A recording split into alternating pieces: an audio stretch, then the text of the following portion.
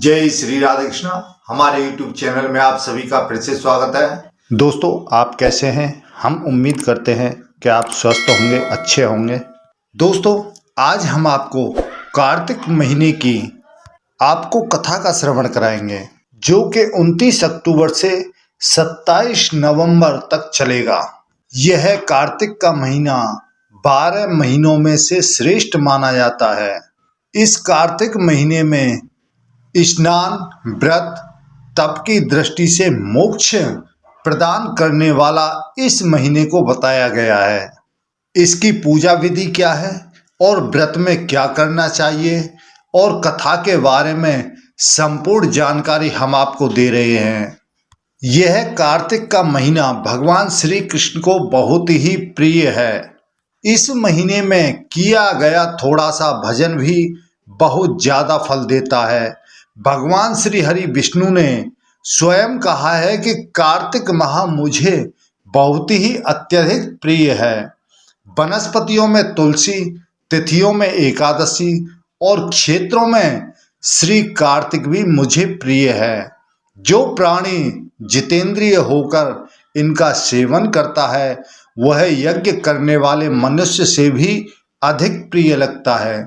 उसके सभी पाप दूर हो जाते हैं।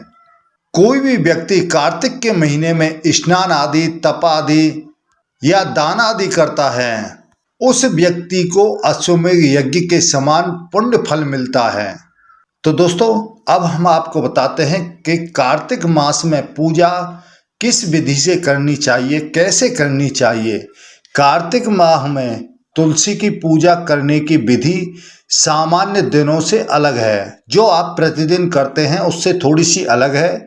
इस विधि के अनुसार सबसे पहले सुबह उठकर स्नान कर लें, फिर इसके बाद सिर्फ पीले वस्त्र धारण करें।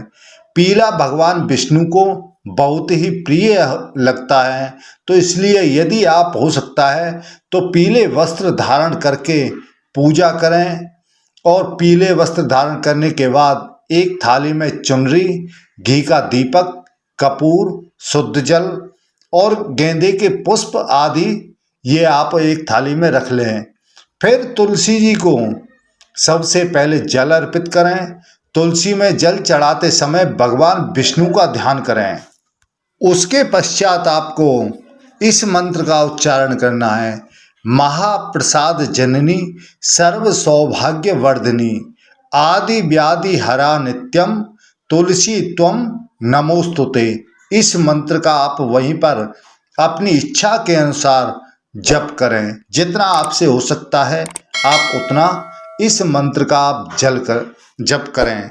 जिससे क्या है कि आपने यदि तुलसी जी की अशुद्ध पूजा की है, क्योंकि सभी पूजा की अलग अलग विधि होती है, किसी कारणवश कोई चीज़ रह जाती है या हम पे पूर्ण नहीं हो पाती है, तो इस मंत्र को बोलने से पूजा संपूर्ण हो जाती है, पूजा शुद्ध हो जाती है और तुलसी माता का आशीर्वाद मिलता है। मंत्र जप के बाद तुलसी माता को लाल चुनरी उड़ाएं, तुलसी माता को पुष्प अर्पित करें और घी के दीपक में थोड़ा सा कपूर डाल करके वहाँ पर जलाएं, तुलसी माता की आरती करें। यह विधि शाम के समय भी आप दोबारा कर सकते हैं। सुबह तो इस विधि से माता तुलसी की आपको पूजा करनी है, और यदि शाम को करना चाहते हैं या करने की आपके अंदर सामर्थ्य है तो आप यही विधि, इसी विधि के अनुसार आप शाम के समय भी माता तुलसी की पूजा कर सकते हैं। अब कार्तिक महीने की आपको कथा सुनाते हैं। किसी एक गांव में एक बुढ़िया रहती थी। वह कार्तिक का व्रत रखा करती थी।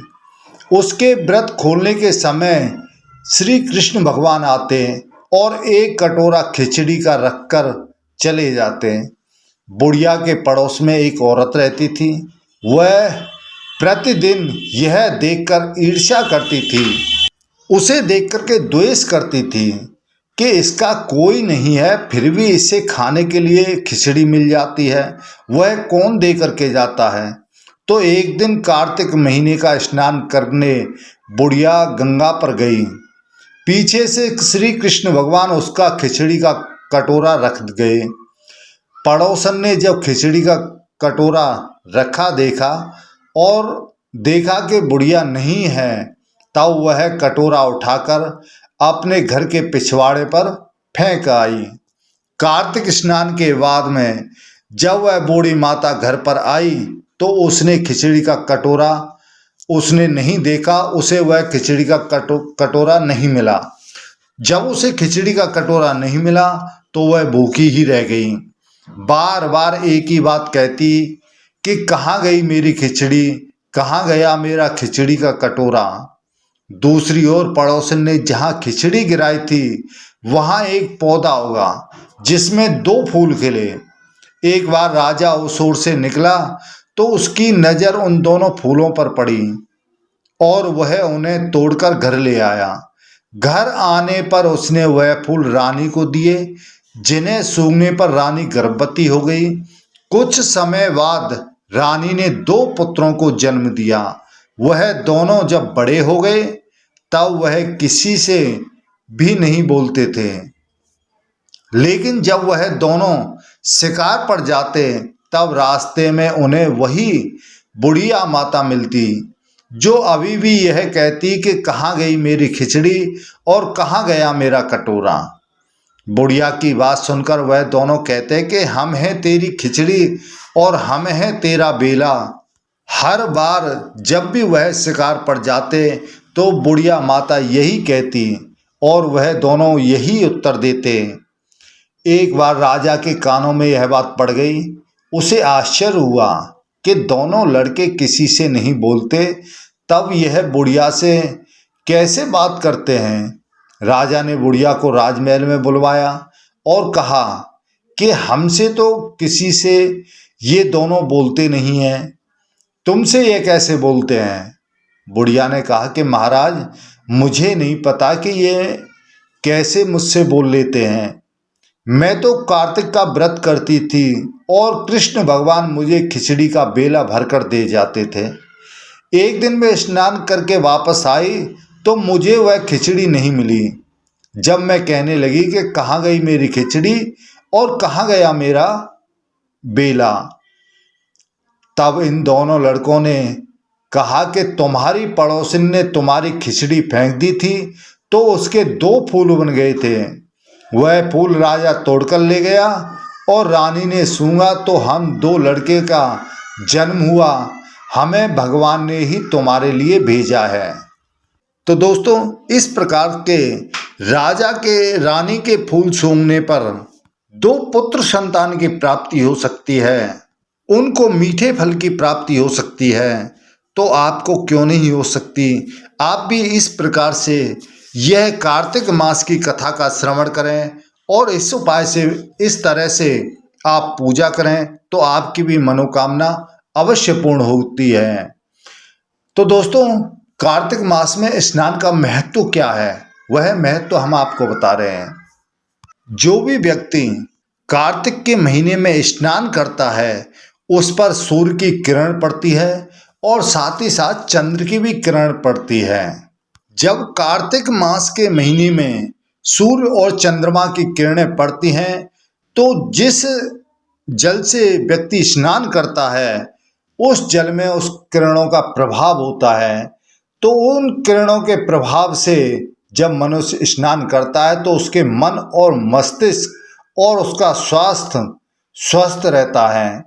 किसी भी प्रकार की कोई विघ्न बाधा नहीं आती है, मस्तिष्क में कोई परेशानी नहीं होती है, मन चलायमान नहीं होता है, स्वास्थ्य में भी किसी भी प्रकार की कोई परेशानी नहीं होती है। आश्विन मास के शुक्ल पक्ष से कार्तिक शुक्ल पक्ष तक पवित्र नदियों में स्नान ध्यान करना श्रेष्ठ माना जाता है। कार्तिक मास के पूर्णिमा के पश्चात में प्रतिपदा से लेकर के और कार्तिक की जब पूर्णिमा आती है उस तक स्नान जो करता है वह स्नान ध्यान पवित्र नदियों में बहुत ही श्रेष्ठ माना जाता है। उसके की जो भी मनोकामना होती है वह पूर्ण होती है। उसे अश्वमेघ यज्ञ के फल की प्राप्ति होती है और शिव, चंडी, सूर्य आदि सभी देवी देवताओं के मंदिर में जो दीप जलाते हैं, जो प्रकाश करते हैं, उसका भी बड़ा महत्व है। दीप जलाने का महत्व है कि हमारे जीवन में किसी भी प्रकार का कोई अंधकार ना हो। जैसे सूर्य अंधकार को दूर कर देता है, उसी प्रकार से जो हम दीप जलाते हैं वही हमारे जीवन में भरे हुए अंधकार को दूर कर देता है। तो इसलिए इस महीने में, कार्तिक मास के महीने में दीप अवश्य जलाना चाहिए, दीपदान अवश्य करना चाहिए। इस महीने में तुलसी की पूजा का बहुत ही बड़ा महत्व है। तुलसी के पत्ते पंचामृत में डालने पर वह चरणामृत बन जाता है। तुलसी में अनंत औषधीय गुण भी विद्यमान हैं, इसलिए हमारे ऋषि मुनियों ने इन्हें विष्णु प्रिया कहकर भी पूजनीय माना गया है। देवशयनी एकादशी से देवोत्थान एकादशी तक 6 महीने तुलसी की पूजा होती है।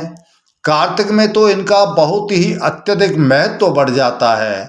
तो इसलिए इस दिन दीपदान, तुलसी की पूजा, उनका व्रत अवश्य करना चाहिए, जिससे भगवान विष्णु की कृपा आप पर बनी रहे। और कार्तिक मास की षष्ठी के दिन कार्तिकेय व्रत होता है, उसका भी व्यक्ति को अनुष्ठान करना चाहिए। उस दिन उस कार्तिकेय की, जो कार्तिकेय भगवान हैं, उनकी पूजा अवश्य करनी चाहिए। और उस दिन जरूरतमंदों को दान अवश्य करना चाहिए, जिससे क्या है कि कार्तिक माह में पुष्कर, कुरुक्षेत्र तथा वाराणसी तीर्थ स्थान, जो भी स्नान आदि के स्थान हैं, उनमें आप स्नान करते हैं और कार्तिकेय षष्ठी के दिन आप अनुष्ठान करते हैं, उनका बराबर ही महत्व होता है, बराबर ही पुण्य फल की प्राप्ति होती है। तो दोस्तों, अब हम आपको बताते हैं कि कार्तिक महीने में किस किस दान का बहुत ही बड़ा महत्व होता है, क्या क्या दान हमें करना चाहिए। कार्तिक महीने में, पूरे महीने में गरीबों एवं ब्राह्मणों को दान दिया जाता है, जो भी श्रद्धा के अनुसार। और क्या क्या है वह हम आपको बता रहे हैं। पहला, तुलसी दान। आप कार्तिक के महीने में तुलसी दान भी कर सकते हैं। अन्नदान, गाय दान और आंवले के पौधे के दान का बहुत ही बड़ा महत्व है, यह सर्वाधिक महत्व बताया गया है। और कार्तिक के महीने में गाय को हरा चारा खिलाने का भी बहुत ही बड़ा महत्व है। कार्तिक के महीने में इन चीज़ों का व्यक्ति को अवश्य दान करना चाहिए, जिससे अश्वमेध यज्ञ के फल बराबर उसको पुण्य मिलता है। उसके घर में किसी भी प्रकार की कोई कमी नहीं रहती है। तो दोस्तों, यह जानकारी आपको कैसी लगी? हमें उम्मीद है अच्छी लगी होगी। कृपया चैनल को सब्सक्राइब करें, लाइक करें, शेयर करें और बगल में बेल आइकन बटन दबाना ना भूलें, जिससे हम जो भी वीडियो बनाएं उन सभी का नोटिफिकेशन आपके पास में पहुंचे।